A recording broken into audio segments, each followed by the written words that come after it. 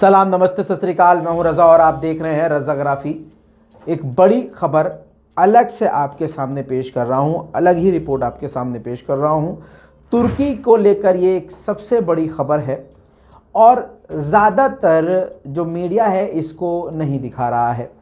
यानी ये समझ लीजिए कि गोदी मीडिया के अलावा जो दूसरे चैनल्स भी हैं वो भी इसको नहीं दिखा रहे हैं, जो तुर्की को सपोर्ट करने वाले हैं। लेकिन हमारा एजेंडा आप जानते हैं दोस्तों, जो चीज़ें होती हैं वो मैं आपको बता देता हूं। हम लोग गोदी मीडिया वाले स्टाइल में काम नहीं करते हैं। अब मुसलमान वो कंट्रीज़ और वो लोग जो तुर्की पर आंख बंद करके भरोसा करते थे और पूरी तरह से एर्दोगान के लिए मोहब्बत रखते थे और तुर्की को सपोर्ट किया करते थे, उन सभी मुस्लिम कंट्री और मुस्लिम्स के यकीन को काफ़ी बड़ा झटका लगा है। दोस्तों, रजब तैयब एर्दोगान ने तब सबका अटेंशन अपनी तरफ ज़्यादा खींचा, तब ज़्यादा मोहब्बत हासिल करी जब इज़राइल की आंखों में आंखें डाल के उन्होंने धमकियां दी थीं और ये भी कहा था कि फ़िलिस्तीन के साथ हमेशा तुर्की खड़ा हुआ है। फ़िलिस्तीन के लिए आवाज़ उठाई थी तुर्की ने और रजब तैयब एर्दोगान ने बड़ी बड़ी धमकियां, जो कोई भी नहीं दे रहा था, वो धमकियां, ईरान से बड़ी बड़ी धमकियां भी इज़राइल को तुर्की ने दी थी, जिसके बाद सारी दुनिया का अटेंशन रजब तैयब एर्दोगान को मिला। दुनिया रजब तैयब एर्दोगान को पसंद करने लगी। लेकिन जैसे ही पिछले एक साल से तुर्की की करेंसी डाउन हुई, तुर्की का सारा काम खराब हो गया। रजब तैयब एर्दोगान की ज़बान भी बदल गई और राजनीति करने का नज़रिया भी बदल गया। पैसा बहुत बुरी चीज़ होती है। मैं आपको बता दूं कि तुर्की की करेंसी लीरा काफ़ी डाउन हो गई और फिर यूएई के साथ तुर्की ने डील कर ली।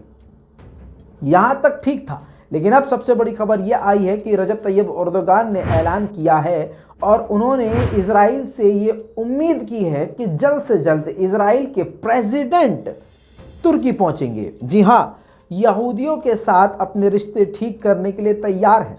अब आपको ये बात झूठ लग रही होगी और बहुत सारी मन में गालियाँ आ रही होंगी कि रज़ा भाई आज तो आप पागल हो गए, ये हो गया वो हो गया। नहीं, रिपोर्ट आपके सामने फुल स्क्रीन पर रिपोर्ट लगा रहा हूँ, आप समझ लीजिए। आपको बता दूँ कि रजब तैयब एर्दोगान ने खुद इस बात को कहा है कि हम चाहते हैं कि इज़राइल के प्रेसिडेंट तुर्की पहुँचे। हम यानी तुर्की इज़राइल के साथ अपने रिश्तों को ठीक करने के लिए सब काम करने को तैयार है। हर तरह से इज़राइल के साथ तुर्की खड़ा होने को तैयार है। इतना ही नहीं, बिजनेस डील और इसके अलावा सैकड़ों डील करने के लिए तैयार है। फॉर एग्जांपल, कुछ वक्त पहले अपनी ज़मीन का इस्तेमाल नहीं करने देना चाहता था तुर्की कि यूरोपीय कंट्रीज़ को हमारी ज़मीन का इस्तेमाल करते हुए पाइपलाइन यहाँ से इज़राइल को पहुँचे या इज़राइल से पाइपलाइन हमारे ज़मीन से और दूसरी कंट्रीज़ को गैस की पहुँचे। लेकिन आपको बता दूं कि अब रजब तैयब एर्दोगान ने कहा है कि हम हर तरह से हर डील के लिए तैयार हैं, इज़राइल के साथ अपने रिश्ते ठीक करने को तैयार हैं। ये खुद रजब तैयब एर्दोगान के जुमले हैं, मेरे नहीं।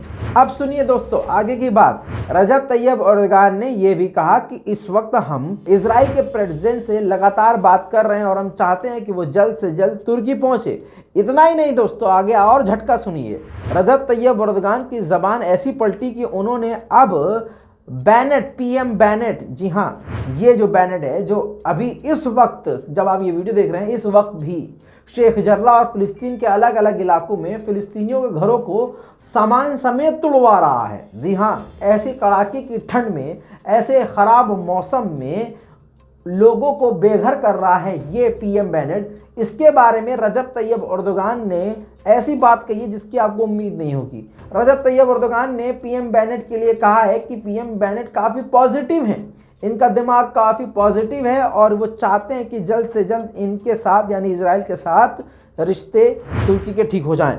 आगे रजब तैयब एर्दोगान ने बैलेंस करते हुए कहा कि तुर्की ये चाहता है कि पूरी दुनिया में शांति हो, कोई भी देश किसी भी देश से ना लड़े, सब मिलकर आपस में भाईचारे से रहें। आगे बढ़ के बता दूं कि उल्टा ये झटका तुर्की को ये है कि रजब तैयब एर्दोगान ने आगे ये भी कह दिया कि हम उम्मीद तो कर रहे हैं कि इज़राइल आके हमसे मुलाकात करे, बातचीत करे, रिश्तों को नॉर्मल करे, लेकिन अभी तक इज़राइल का उधर से कोई जवाब नहीं आया है। ये खुद रजब तैयब एर्दोगान ने कहा है दोस्तों। मतलब ये सारी चाहत जो है रजब तैयब एर्दोगान की है। इसी के साथ आपको बता दूं कि यूएई और तुर्की ने काफ़ी गहरे संबंध बनाते हुए डील करी है। जी हाँ, आपकी स्क्रीन पर रिपोर्ट लगा रहा हूं। लगभग 18 बिलियन यूएई जो कि 64 बिलियन तुर्किश लिराज में हो जाता है, वो डील करी है, यानी इन्वेस्ट किया है यूएई ने तुर्की में।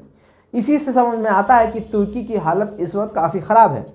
आपको ये भी बता दूं कि वहीं नवंबर में कतर में फुटबॉल वर्ल्ड कप होने वाला है। अब कतर की कोई मिलिट्री तो है नहीं, तो हज़ारों की मिलिट्री तुर्की भेज रहा है कतर। अगर आंकड़ों की बात करें तो 3250 फौजी यानी तुर्किश मिलिट्री भेजा है कतर तुर्की ने। इसमें सभी हैं, मतलब सारे यूनिट्स हैं, बॉम्ब एक्सपर्ट हैं, माइंस एक्सपर्ट हैं, स्पेशल फोर्सेस हैं, कमांडर हैं, सैनिक हैं, पुलिस फोर्स हैं, सभी, और आगे और भी ये संख्या बढ़ सकती है। इतना ही नहीं दोस्तों, तुर्की लगातार अपने सभी दुश्मनों से हाथ मिला रहा है, जिनसे कल तक वो बातचीत खराब कर चुका था।